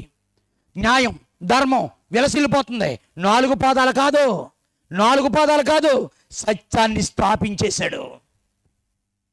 న్యాయ సేవ, వైద్య సేవ, ఆర్థిక సేవ. ఆకలి ఉన్నవాడికి ఆహారం పెట్టండి, వస్త్రం లేని వస్త్రం ఇవ్వండి, దప్పుకున్నవాడికి దాహాన్ని ఇవ్వండి, చెరసాల్లో ఉన్నవాడిని చూడవండి, రోగిగా ఉన్నవాడిని పరామర్శించండి. ఏంటి ఇవన్నీ? సేవలు, పౌర సేవలు. ఇప్పుడు భారతదేశానికి ఇలాంటి అవసరమా కాదా? గట్టిగా అవసరం. వద్దంటావేట్రా రాధా మనోహర్ దాసు బాబు? నీకు బాగా పప్పు టమాటా దొరికేస్తున్నందుకు వద్దనుకుంటున్నావు. ఆ 2 లేకపోతే అప్పుడు అవసరం వద్దుడాయి. ఏమిట్రా అంత పప్పు వేసి 4 టమాటాలు వేసి 4 కరివేపాకు ఆకులు వేసి పచ్చిమిరపకాయలు వేసి రుబ్బి అంత నెయ్యి వేసుకుని అంత బాగా వేసుకుంటే అవన్నీ లేకపోతే అంటావు. అప్పుడు ముఖం మీదే ఉండదు, మెళ్ళోది ఉండదు, ఒంటి మీద ఉండదు. అప్పుడు ఏమాడతావు? మా చాందేహి తవకబద్దు అంటే ఏంటమ్మా? ఆడప్పుడు చికెన్ ముక్క వేసుకుని తింటావు. కొరువాలంటిది మన దేశానికి కొరువే రావాలి. ఈ మాంసాహారం తిన్నోళ్ళు ఏం తింటారో నేను చూడాలా. అధిక భాగం ఆహారం శాస్త్రవేత్తలు చెప్పారు. ఎక్కడుందని చెప్పారు? సముద్రంలో ఉందంట. అధిక భాగం మనుషులకు ఆహారం సముద్రం ఉంది. సముద్రంలో ఏమున్నాయి? చేపలు, జలచరాలు, తాబేళ్ళు, సొరలు, పీతలు, రొయ్యలు. అయ్యే మనం తింటాం. ఇంకా ఉన్నాయి చాలా రకాలు తినేసేవాళ్ళు. అవి ఏంటంటే ఇలాగ అంటూ వెళ్తూ ఉంటుంది. దాన్ని కూడా తినేసేవాళ్ళు ఉన్నారు. తెలిసి వెళ్ళారండి, ఉన్నారా? మరి రేపు పొద్దున్న భూమి పండకపోతే ఏం తింటారు? పప్పులు లేవు, ఒంటి మీద డప్పులు లేవు. ఖచ్చితంగా అమ్మా ఓ చికెన్ ముక్క, అమ్మా ఒక రొయ్య, అమ్మా ఒక పీత కాలు. తింటావా? తినే పరిస్థితి. రాత్రి అన్నాం కదా, రాత్రి చెప్పాను కదా, అవసరం ఉండి వచ్చావా? నువ్వు మామూలుగా వచ్చావా? రావాల్సి వచ్చిందా? యేసును మీరు నమ్ముకోవాల్సి వచ్చిందా? నమ్ముకున్నారా? నమ్ముకోవాల్సి వచ్చిందని అడిగాను రాత్ర. యేసుని ఈ దేశం నమ్ముకుందా? నమ్ముకోవాల్సి వచ్చిందా? నమ్ముకోవాల్సి వచ్చింది. అంటే అవసరం ఏదో ఉంది. ఇప్పుడు రేపొద్దున ఈ పప్పు ఉప్పు పండదు, ఈ ఆకు గీకు ఉండదు. ఏం చేయాలి? సముద్రం మీదకి వెళ్ళాలి. ఏం చేయాలా? ఈ వ్యాచ్ అందరూ గేలాలంటే కూర్చుంటారు. ఎవరు? ఏమిటో కూర్చో. ఏమి లాగింది నీకు? మట్టకెడసా? నాకు పిత్త పెరిగా. నీకేంటి? వరస. ఏం చేద్దాం? మాంసాహారం తిన్నందుకు మేము దరిద్రులమా? మాకు భక్తి ఉండదా? మాంసం తిన్న వాళ్ళు భక్తి ఉండదా? అసలు భక్తికి మాంసానికే సంబంధం ఏంటని గరికపాటి నరసింహారావు గారు అడిగారు. నేను స్నానం చేయనోడు మాకేం చెప్తాడా? అయ్యి బాబు, స్నానం చేయకపోతే ఏం చెప్పకూడదా? ఏమండి, రోజు మున్సిపాలిటీ కూడా స్నానం చేయకుండా వచ్చి నా వీధిలో శుభ్రం చేయకుండా అనకండి. నేను చేయను అంటాడు. నువ్వు దుడుచుకుంటావా? ఎలకలు వేసి చచ్చిపోయినాయి. రాత్రులు కుక్కలో ఎటకారం ఆడుకుని ఎలకలు చంపేస్తా ఉంటాయి అటు తిరిగి. చచ్చిపోతే, ఒకవేళ కుక్క చచ్చిపోతే స్నానం చేసి వచ్చి తీయన్నాం అనుకో, స్నానం చేయను, తాగేసి ఎక్కడ పడిపోతాను. ఏం చేస్తావు అని అనుకో, ఏం చేస్తాడు? స్నానం చేయనోడు మాకు చెప్తామేంట. స్నానం అది శరీరానికి అవసరం అనుకుంటున్నావేమో. ప్రభువా, నా కాళ్ళు కడగడం ఏంటి? నా ఒళ్ళంతా కడిగారు పేతురు. నాయనా, ఆల్రెడీ స్నానం చేసిన వాడు కాళ్ళు కడుక్కుంటే చాలు, మళ్ళీ ఒళ్ళంతా కడుక్కో అవసరం లేదు. హృదయ శుద్ధి గలవారు ధన్యులు. నేను స్నానం చేయకపోతే నేను పోతాను, నీకేంటి? గమనించండి, పొద్దు నుంచి సాయంత్రం దాకా జనాల్లో తిరుగుతున్నాడు జగన్ గారు. స్నానం చేయడా? బాబు గారు పొద్దున్న నిలబడుతున్నారు, అడుగుతున్నాను తమ్ముళ్ళు అన్నారు. మీరు అడగండి, అన్నయ్య నువ్వు స్నానం చేస్తావా?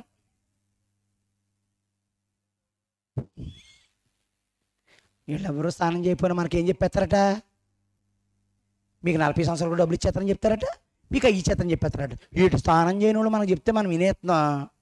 వీటి స్నానం చేయని నేను వాక్యం చెప్తాను రేటి. అయినా స్థానానికి వాక్యానికి సంబంధం ఏంటరా బాబా? నీకు గుండె మీద ఎంటికలు లేవనుకున్న గుజ్జు కూడా లేదని అర్థమవుతుంది. తీసేయి, ఈ వాదనలను తీసేయి. ఎడారి వాడు మాకేం చెప్తాడు? ఎడారి వాళ్ళు మాకేం చెప్తారు? ఎవరండి? ఎడారి వాడా? మీ నాన్న ఎవడా అని అడుగుతున్నాను నన్ను. నా నాన్న ఎవడ అడుగుతాను, నీ పితరుడు ఎవడ నువ్వు చెప్తావా? ఎక్కడి నుంచి వచ్చారు? మధ్య ఆసియా నుండి వలస వచ్చి పాకిస్తాన్ దగ్గర ఉన్న సింధు నది దగ్గర కాపురం ఉన్నారు. ఈ రెండు తెగలు ఆర్యులు, ద్రావిడులు. జాగ్రత్త వినండి, వీళ్ళిద్దరూ అక్కడ ఉన్నారు. వీళ్ళు మధ్యాసియా నుండి అలా ఇరాక్ నుండి అలా పాకిస్తాన్ మీదుగా వచ్చి, ఎందుకంటే అవన్నీ ఎడారి కంట్రీస్ కనుక అలా వస్తే అక్కడ నది ఉంది కనుక నది దగ్గర నివాసాలు. మనం ఎప్పుడు చూసినా సరే నదుల దగ్గర నివాసాలు ఉంటాయి. ఆ నదుల దగ్గర నివాసం ఉంచుకుని కొంతకాలం దాడులు చేసుకుని కొట్టుకుని పొడుచుకుని నరుక్కుంటే అప్పటి నుంచి బయలుదేరి వచ్చాం. వచ్చినాడు ఎక్కడి నుంచి వచ్చాడని ఉంది చరిత్ర. మధ్యాసియా నుంచి వచ్చింది. మధ్యాసియా నుంచి నువ్వు వచ్చావు అంటే మీ తాత ఎక్కడ ఉన్నాడు? ఎడారిలోనే ఉన్నాడు. నా తాత ఎక్కడ ఉన్నాడు? ఎడారి నుంచి వచ్చినాడు మాకేం చెప్తాడు అన్నాడు. ఎడారి నుంచి వచ్చినాడు ఏం చెప్తాడా? వాళ్ళే చెప్పారు ప్రపంచానికి. మరి మీ వాళ్ళు ఎక్కడున్న వాళ్ళు కూడా వ్యవసాయం గురించి వెళ్ళాలంటే ఎక్కడికి వెళ్తున్నారు? ఆ ఎడారిలో పండే ఖర్జూరం ఔషధం ఎంత గొప్పగా పనిచేద్దో నువ్వు వైద్య శాస్త్రాన్ని అడుగు. ఏంటది? ఖర్జూరం. ఖర్జూరం ఎన్ని రకాలుగా ఉంటుంది? ఖర్జూరం వెండి ఖర్జూరం తెలుసా మీకు? దీంట్లో ఒక్కొక్క దాంట్లో ఒక్కొక్క పోషక విలువలు ఉన్నాయంట. ప్రపంచ గుండెకి సంబంధించింది అంతా కూడా, హార్ట్కు సంబంధించిన ద్రాక్ష హార్ట్కు సంబంధించింది, ఖర్జూరం హార్ట్కు సంబంధించింది, అక్కడ ఉన్నటువంటి ఒలివ నూనె, ఇంకా కాయలు, అంజూరపు కాయలు, ఇవన్నీ ఎక్కడైనా పండుతున్నాయా? ప్రపంచాన్ని అడగండి. నీ నూనెలన్నీ కేజీకి ఎంత వచ్చేస్తాయి. ఏది ఒలివ నూనె కొనుక్కో, ఒక కేజీ డీమార్ట్లో బ్యాగ్ని ఎడుతావు, బాటిలాడికి ఇచ్చేసి అంతది. అవన్నీ ఎందుకున్నాయి అక్కడ? మొట్టమొదటి మానవుడు అక్కడి నుంచి వచ్చాడు కనుక, ఆ మానవుడి కోసం దేవుడు సృష్టించినవి కనుక, ఆ మానవుడి కోసం దేవుడు అక్కడ పెట్టాడు కనుక, నువ్వు ఇటు వచ్చేసేసి పారిపోయి తిండి తిప్పలేక, నీ భాష మారిపోయి, ఆడెవరితో మాట్లాడుతుందో అరబీ కొడుకు నీ భాష అర్థం కాక, ఆ ఇబ్రూ కొడుకు నీ భాష అర్థం కాక, నీ భాష అర్థమైనోడితో వచ్చేసి మీ కూతురికి హిందీ కూడా పెళ్లి చేస్తారా? ఏమన్నా అన్నం కావాలా? అన్నం కూడా వేటురా బాబా. ఏమిటండి ఏమడిగినా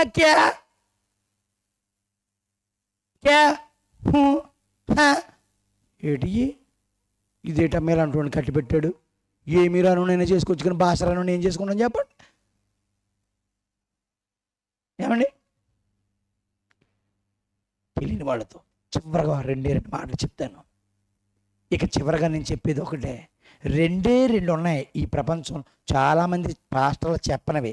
అవి ఏంటంటే మత్తయి సువార్త, అయిపోయిందమ్మా, చివరికి వచ్చాం. రెండే మాటలు.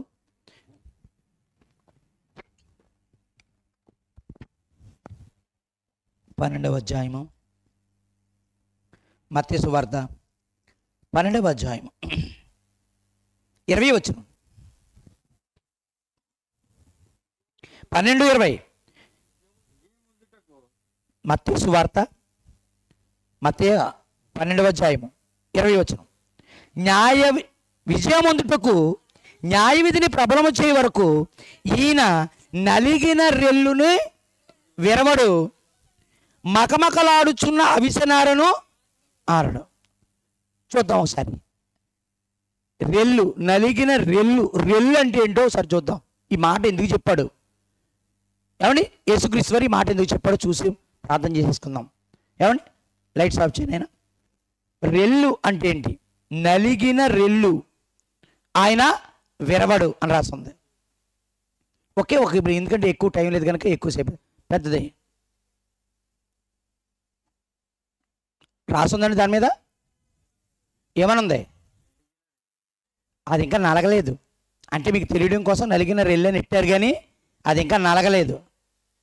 రెల్లు ఇంకా దగ్గర జూమ్ చేయని అవుతుందా? అదిగో చూడండి, చాలా అల్పంగా ఉన్నట్టుంది. గట్టిగా గాలి వేసినా ఉండదు, చేతితో గట్టిగా పట్టుకున్నా ఉండదు, చాలా బలహీనంగా ఉంది. ఏమండి? రెల్లు అంటే అది. దానికోసం ఎక్స్ప్లెయిన్ చేస్తాను ఇప్పుడు. చూడండి, లైట్స్ ఆన్. బైబిల్ పట్టుకుని సమాజంలోకి వెళ్ళిపోయి ఏదో చెప్పేస్తే కుదరదండి. రేపు పొద్దున్న ఇలాంటి మొగుళ్ళు దేరుతారు మనకి. అలాంటి వాడి మీద కేకలేసో అరుపులేసో ఛాలెంజ్లు చెప్తే పని అవ్వదు. సబ్జెక్ట్ ఒక్క మెసేజ్ అన్నాడంటే ఆడు జోలికి రాకూడదు అనుకోవాలా, అలా ఉండాలా, అలా ప్రిపేర్ అవ్వాలా, అలా ఆలోచించాలా. దేవుడు మానవుడికి ఆలోచించే శక్తినిచ్చాడు. అప్పుడు అది పరిశుద్ధాత్మను పొందుకుని పరిశుద్ధాత్మ శక్తితో ఇలాంటివన్నీ ఆలోచించి మీలాంటి వాళ్ళకి అవగాహన కల్పించాలా. అంతేగాని అమాయకులైన క్రైస్తుల దగ్గరికి వచ్చేసేసి మీరు యేసుని ఎందుకు నమ్ముకున్నారు? డబ్బుల కోసమేనా, గుడ్ల కోసమేనా, తిండి కోసమేనా అని అడుగుతుంటే సరైన సమాధానం చెప్పట్లేదు. జగత్ నలిగిన రెల్లు అది అంత బలహీనంగా ఉందా? బలంగా ఉందా? చాలా బలహీనంగా ఉంది. ఇది సాధారణంగా తేమగల భూభాగాల్లో పెరిగేటువంటి ఒక మొక్క. తేమగల భూభాగాల్లో పెరిగేటువంటిది. ఇది దృఢమైన మొక్క ఏమీ కాదు, దృఢంగా ఏముండదు.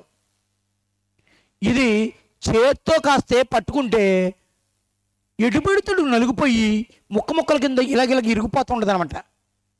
ఇరిగిపోయి పొడుం కింద రాలిపోతూ ఉంటుంది అనమాట. అది నలిగిపోతూ ఉంటుంది. అలా నలిగిపోయిన దాన్ని మళ్ళీ ఇలా ఇరిగితే ఇరగదండి. అది ఎక్కడ ఇరిగితే అలా వంగిపోతూ ఉంటుంది అనమాట. అలా అలా నలిగిపోయిన దాన్ని అంట యేసుక్రీస్తు వారు ఏం చేయడట విరవడు అన్నాడు. ఇంకొక మాట చెప్పండి, నలిగిన వారికి మర్చిపోరేట్టున్నారటి. లూకాసు వార్తలో ఉందన్నమాట, లూకాసు వార్తలో ఉందన్నమాట. ఎప్పుడప్పుడు మర్చిపోతే నేను ఇంకెక్కడ తీనండి. నలిగిన వారిని విడిపిస్తాడా విరుస్తాడా? విడవడం అంటే చాలామంది అలా రెల్లులా నలిగిపోతారంటే అంత బలహీనంగా ఉన్నారు. ఏ విషయంలోనైనా అలాగే ఉన్నారు. కొంతమంది చదువు అబ్బక మానసికంగా నలిగిపోయి, నువ్వు చదివితే కానీ ఊరుకోనేమో తల్లిదండ్రులు, నువ్వు చదివితే ఫస్ట్ మార్కులు రాకపోతే ఊరుకోమనేమో కాలేజీల్లో లెక్చరర్లు. పిల్లలు నలిగిపోయి ఏం చేసుకుంటున్నారు? ఆత్మహత్య చేసుకుంటున్నారు. అప్పులతో నలిగిపోయే వాళ్ళు ఉన్నారు, సమస్యలతో నలిగిపోయేవారు ఉన్నారు. వీళ్ళందరినంట ఇంకా ఆయన ఏం చేయడట? విరవడట. అలాంటి నలిగిన రెల్లును విరవడమ్మా సాయం చేస్తాడు. దానికి ఇంకా సాయం చేస్తాడు, దృఢపరుస్తాడు, బలపరుస్తాడు. ఆ సేవ కూడా నీకుంది. మానసికమైన వ్యధలతో ఉన్న వాళ్ళారా, అప్పుల బారిన పడిపోయిన వాళ్ళారా, భార్య ఆదరణ లేని వాళ్ళారా, భర్త ఆదరణ లేని వాళ్ళారా, పిల్లల ఆదరణ లేని వాళ్ళారా, సమాజంలో ఆదరణ లేని వాళ్ళారా, తల్లిదండ్రుల ఆదరణ లేని వాళ్ళారా, పిల్లల ఆదరణ లేని వాళ్ళారా, మిమ్మల్ని అందరినీ ఆదరించి సరైనటువంటి సేవ చేసేవాడు మన ప్రభు ఉన్నాడు. ఆయన అందుకే ఉన్నాడు. ఆయన నలిగిన రేలుని ఇంకా ఏడ్చేవాడిని ఇంకా ఏడిపెట్టకండిరా, బాధపడేవాడిని ఇంకా బాధ పెట్టకండిరా అంటారు కదా, అది చేయడు. జక్కయ్య చెట్టు ఎక్కాడంటే ఏమయ్యాడు? ఏమైతే చెట్టు ఎక్కుతాడు? అతను డబ్బులు లేనివాడా? అప్పుడు పాలైపోయినాడా? ఎవరతను? ఓ ధనవంతుడు. ఏమో అతనికి ఏ మానసికమైన వ్యధలతో నలిగిపోతున్నాడో ఆలోచించండి. ప్రతి ఒక్కరిని నలిగిన రేలును. రెండవది, మకమకలాడు అవిసెనార ఆర్పడం. అవిసెనార మకమకలాడుతుందా? అసలు మకమకలు అంటే ఏంటి? మకమకలాడు అవిసెనారను ఆర్పడం. అవిసెనార అంటే ఏంటి చూద్దాం. మీకు అవిసె గింజలు తెలుసు కదండి, అదే కొలెస్ట్రాల్ ఎక్కువైపోతే కొవ్వు ఇవి కరిగిస్తుందంట. అందుకని అవిసె గింజలు తినండి అని ఈ మధ్య ఎక్కువగా చెప్తుంటే చాలామంది కొనుక్కుని ద్వారగా ఏపుకుని డబ్బాలు పెట్టుకుని ఖాళీగా ఉన్నప్పుడల్లా మరమరాలు నవ్వులుతున్నారు. అవిసె గింజలు తెలుసు. అవిసె చెట్టుని చూపిస్తాను చూడండి, అవిసె నారని చూపిస్తాను. అవిసె నార మొక్క ఉంటుంది కదా ముందు పువ్వులు పూసినట్టు, అది చూపించు, అది తీసేయి.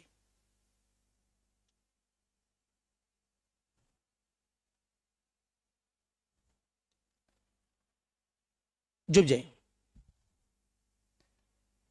మీకు ఇప్పుడు దాకా బైబిల్ చదువుకున్నాం కానీ వీటికి ఎలా ఉంటాయో తెలియదు. ఎందుకంటే మనం ఎన్ని అధ్యాయులు చదివేసామంటే తప్ప అధ్యాయులే ఉందా? అదిగోండి అవిసె చెట్టు.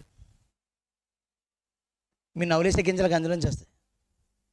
దీని కాండంలోంచి నార వస్తుంది అంటున్నా. నార, ఇప్పుడు నార చూద్దాం. అవిసె నార. మనకు అవిసె గింజలు వద్దు, మన పాఠం అవిసె గింజలు కాదు, అవిసె నార. Yes, zoom. అదిగోండి, ఇది పురుకసలా లేదు. ఏ నారైనా, గోగు నారైనా, ఏ నారైనా ఎండిపోతే ఆరోపణ వస్తుంది, ఎందుకంటే బెరడ గనక. ఇంకో విజువల్ ఉంది కదా, ఇంకోటి ఉంది కదా, ఇంకో ఇమేజ్.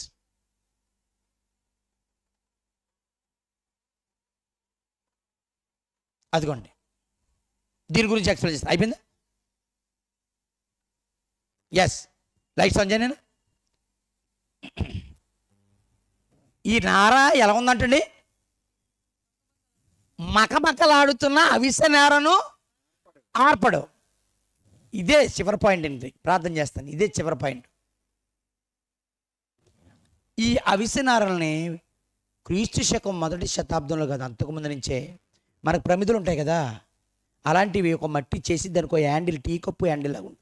ఈ హ్యాండిల్లో ఈ నారను ఒత్తిగా చేసి అందులో పోసి ఒలివ నూనె పోసి వెలిగించేవారు దీపాన్ని. వెలిగించిన తర్వాత నూనె అయిపోయిన తర్వాత ఈ ఒత్తి ఈ ఒత్తి మీద ఉన్నటువంటి దీపం ఏదైతే ఉందో వెలగలేక ఆరలేక ఉండే స్థితిని మకమకలాడటం అన్నారట. అంటే వెలగాలేదు, వెలిగితే ఏముండలేదు, నూనె లేదు, అలాగని ఆరిపోలేదు. ఎందుకని? ఆల్రెడీ ఈ యొక్క నూనెని ఈ ఒత్తి ఏం చేసింది, పీల్చుకుంది. కనుక ఒత్తిలో ఏముంది, నూనె ఉంది. కింద ఉన్న ప్రమిదిలో నూనె లేదు, కానీ ఒత్తిలో నూనె ఉంది. అయితే ఇది ఒత్తు కాలుకుంటూ వెలగాల ఆరిపోవాలని అలగలగల అంటుందంట. దీన్ని ఏమన్నాడు? మకమకలాడుతున్న అవిసెనారను ఆర్పడు అన్నాడు. అంటే దిక్కు తోచక, అటు ఇటుగాక, దిక్కు దిమానం లేక, ఆదరించే లాదులు లేక, ఎదురో చీకటే వెనకాల చీకటే, బతకాలో చావాలో తెలియక బ్రతుకుతున్న బ్రతుకులను ఆయన ఏం చేయడట? ఆర్పడంట. ఆల్రెడీ వారిలోంచి జీవపు కాంతి పోతుంది, జీవపు వెలిగిపోతుంది. ఇక చావుకు దగ్గర పడిపోతున్నారు. ఇక చావు కళ స్పష్టంగా కనబడిపోతుంది. అదిగో చీకట్లో ఉన్న వాళ్ళు గొప్ప వెలుగుని చూశారు. మరణ ఛాయలో ఉన్న వారి మీదకి ఏమొచ్చిందంట? మరణపు నీడ. ఛాయ అంటే నీడ. అదిగో మరణాంధకారంలో కూర్చున్న వాళ్ళు ఏం చూశారట? వెలిగించాడంటే అందులో నూనెగా ఎవరు మారిపోయారనమాట? నా దీపమును వెలిగించువాడు నీవే అన్నాడు కీర్తనకారుడు. అయ్యా, నా దీపాన్ని వెలిగించేవాడు నీవే. నా దీపాన్ని వెలిగించేవాడు. నన్ను ఆరిపోనివ్వు, నన్ను ఆరనివ్వు. ఏ స్థితిలోనైనా నన్ను వెలిగిస్తావు. అందుకే ఏం చేయడట ఆయన? ఆర్పడు. గనుక జీవపు చివరి కాంతి ఆరిపోయే సమయానికి ఆయన దాదాపుగా దానికి ఆరిపోకుండా వెలిగినిచ్చేస్తాడట ఆయన. వాస్తవంగా వీళ్ళందరూ అణిచివేయబడిన వారు, నిరుత్సాహంలో ఉన్నవాళ్ళు, వీళ్ళందరినీ ఆయన ఆదుకుంటాడు. ఆయన జీవం పోస్తాడు, ఆయన నూనె పోస్తాడు. అదే ఆయన చెప్తున్న మాట. కాబట్టి ఇప్పుడు యేసు ఎందుకు వచ్చాడు? మత్తయి సువార్త 20:28. మత్తయి సువార్త 20:28. మనుష్య కుమారుడు పరిచారము చేయుటకు రాలేదు గాని పరిచారము చేయుటకు అనేకులకు ప్రతిగా విమోచన క్రయధనముగా తన ప్రాణమునిచ్చుటకు. తన ప్రాణమిత్తే నువ్వేమవుతావు? ఆయనలో జీవం ఉండేను. ఆ జీవం మనుషులకి ఇస్తే మనుషులకు అతని జీవితం ఏమైంది? వెలిగింది. ఇదిగో మనిషి కుమారుడు ఎందుకు వచ్చాడంట? పరిచారం చేయించుకున్నట్టుకు రాలేదట. మరి ఎందుకు వచ్చాడు? పరిచారం చేయటానికి, అంటే సేవకుడిగా వచ్చాడు. ఇప్పటికీ ఏం చేస్తున్నాడు? ఎవరి ద్వారా? నేనెవరిని? మీరెవరు? చాలామంది సేవకులు ఎవరు? బాప్తిసం తీసుకుని సంఘానికి వచ్చి వాక్యం వినేసి వెళ్ళిపోతున్నారు పని చేయకుండా. వీళ్ళాంటి సేవకులు ఎవరో ఒకరి మీద పనుదిలేసి వాళ్ళ పోట్లో వీళ్ళు పడతారని ఎవరి దారాలు చూసుకుని వెళ్ళిపోయి ఆదివారం సాయంత్రం వచ్చి మీటింగ్లో కూర్చుని వెళ్ళిపోతున్నారంటే ఎలాంటి సమాజానికి కావాల్సిన సేవకులు? పరిశుద్ధమును దేవునికి అనుకూలమైన సజీవ సహోదరులారా, పరిశుద్ధమును దేవునికి అనుకూలమైన సజీవ యాగముగా మీ శరీరములను ఆయనకి సమర్పించడని దేవుని వాత్సల్యం చెప్పిన మిమ్మల్ని బతిమానుకుంటున్నాం. ఇటు సేవ మీకు యుక్తమైనది. రోమిలికి రాసిన పత్రిక 12:1 ఉంది, గమనించండి. ఈ వేదిక మీద కూర్చున్న వాళ్ళు ఏళ్ళు సాయంత్రం వచ్చి వేదిక మీద కూర్చుంటారట. ఏళ్ళు ఏమీ పని చేయరట. ఈ కింద కూర్చున్న వాళ్ళు వేళో సాయంత్రం వచ్చి కూర్చుంటారట. ఏళ్ళో పని చేయరట. మరి ఈ లైట్లు ఎవడెడతాడో, ఈ స్టేజీ బళ్ళు ఎవడెత్తాడో, ఇవన్నీ ఎవడ చేస్తాడో? పరలోకంలో దేవదూతలను పంపి దేవుడు చేయిస్తాడా?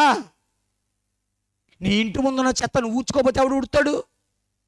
నీ డ్రైనేజ్ ఎవడో శుభ్రం చేయకపోతే, నువ్వు శుభ్రం చేసుకోకపోతే ఎవడు శుభ్రం చేస్తాడో? నీ గుమ్మం నువ్వు ఊడ్చుకోకపోతే ఎవడు ఉడుతాడు?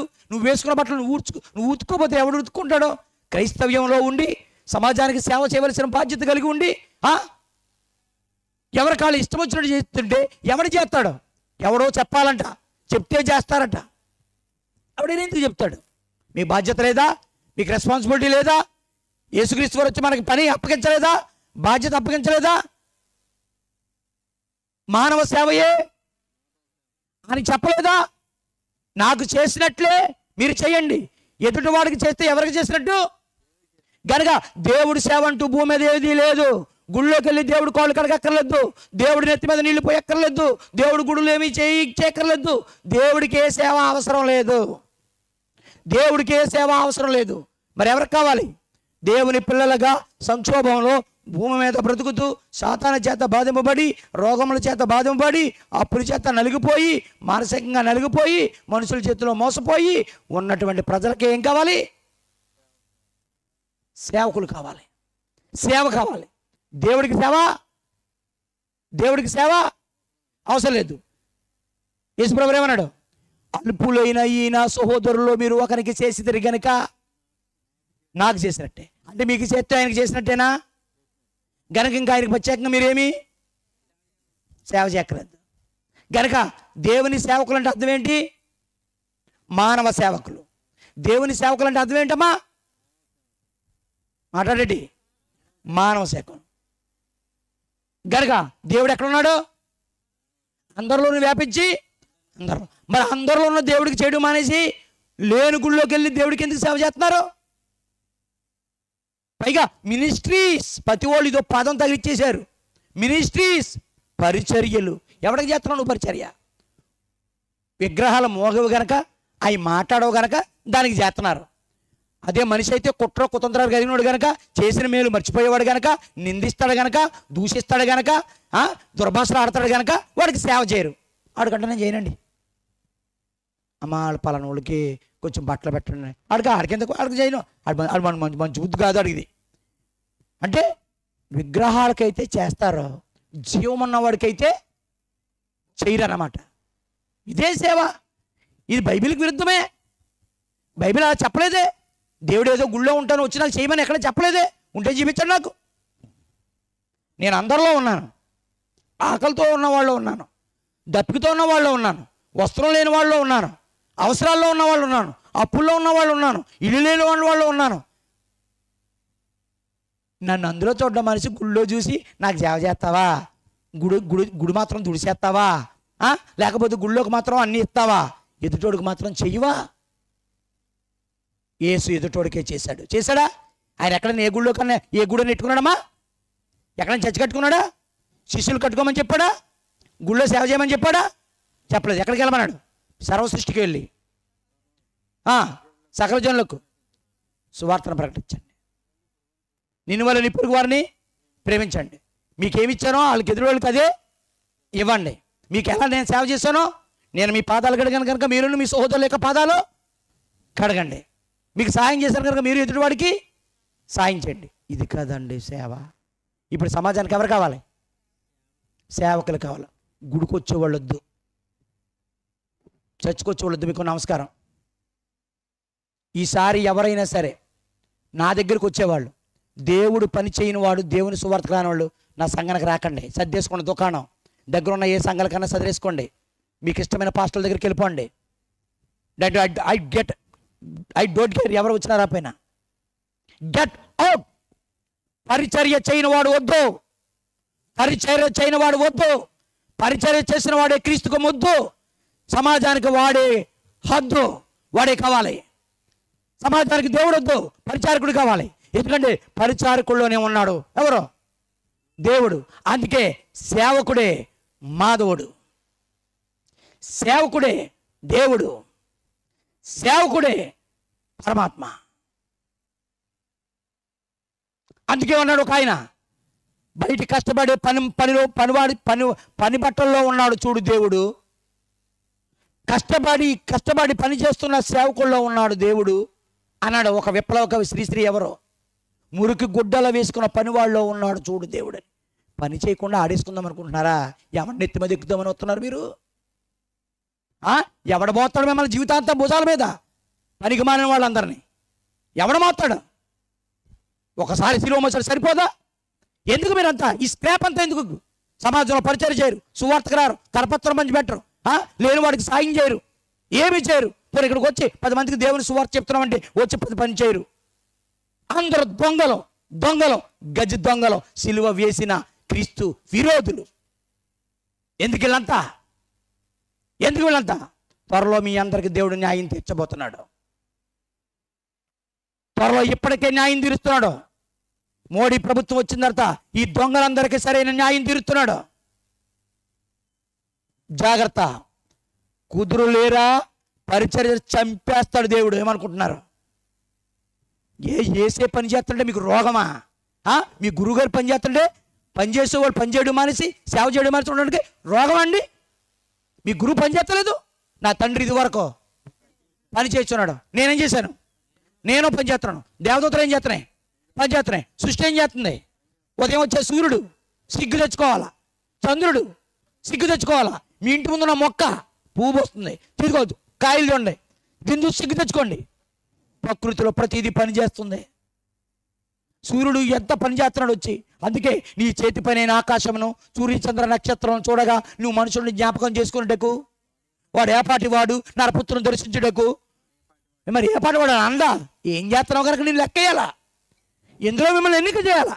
ఒక సూర్యుడే బెటర్ కదా నీ మీద, ఒక చెట్టే బెటర్ కదా నీ మీద. ఏం పని చేస్తాం ఆలోచించండి. ఇందులో నా ఆవేదనే చూస్తారో, లేదా నా మీద కక్ష కట్టుకుంటారో, నా మీద కోపగించుకుంటారో, లేదా పోతారో, నిర్ణయం మీదే. మనసు మార్చుకుని సేవకుడిగా మారతావా, లేదా యేసుని మరలా బలిచ్చే సేవకుడిగా మిమ్మల్ని చంపి దేవునికి సేవ చేస్తున్నానని చెప్పు దినాలు వస్తాయన్నాడు. యేసుని చంపి దేవుడికి సేవ చేస్తున్నారట ఆనాటి యూదులు. ఈనాటి క్రైస్తవులు ఇలాంటి పని చేస్తున్నారు. ప్రార్థన చేసుకుందాం. చిన్న ప్రార్థన. మహాగరుడా, మహాపరిశుద్ధుడా, నీ మాటలని పిల్లలకు చెప్పాను. నేనేమీ తప్పు చెప్పలేదు ప్రభువా. నీ ఆవేదనని వ్యక్తం చేశాను. దొంగలైపోయారు ప్రభు చాలామంది. నీ క్రైస్తవ్యంలోకి వచ్చి చెదపురుగులో తయారైపోయారు ప్రభు. ఒక్కడు నీతిమంతుడు లేడు, ఒక్కడు సరైనడు లేడు. అందరూ దోచుకునేవారు, అందరూ త్రోవ తప్పి ఏకంగా పనికి మాలిన వారైపోయారు. క్వాలిటీ లేదు. వీరిని బట్టి నీ సత్య మార్గం దూషింపబడుతుంది ప్రభు. సేవకుడిగా మారమంటే యజమానులుగా బతుకుతున్నారు తండ్రి. ఎదుటివాడితో సేవ చేయించుకోవాలనుకుంటున్నారే తప్ప ఎదుటివాడికి సేవ చేయాలనే ఉద్దేశం ఏ కోసాన లేదు తండ్రి వీళ్ళకి. పైగా నీ ద్వారా అన్ని మౌలులు కావాలి, వాళ్ళ పిల్లలకి చదువులు కావాలి, ఉద్యోగాలు కావాలి, పెళ్ళిళ్ళు కావాలి. కానీ నీకు మాత్రం ఏది చేయరంట. ఒక్కసారి వాళ్ళని గద్దించండి, ఒకసారి ఆలోచింప చేయండి. నీ యొక్క మనసును వారికి తెలియపరచండి. నీ కష్టాన్ని, నీ బాధను వారికి వ్యక్తపరచమని యేసునామా నీ ప్రార్థనని వేడుకొనుచున్నాము తండ్రి. ఆమె ముగింపు ప్రార్థన తీసుకుని వెళ్తారు. కానీ ఇంతలో రేపు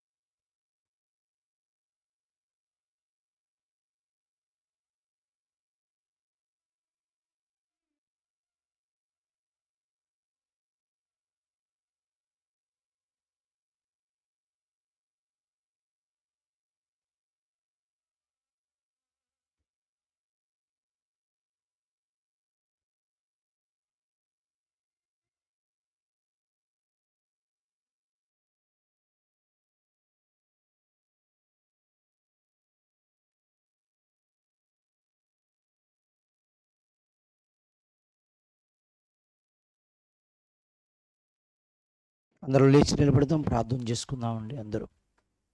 అందరూ లేచి నిలబడదాం. ఈ రెండో రోజు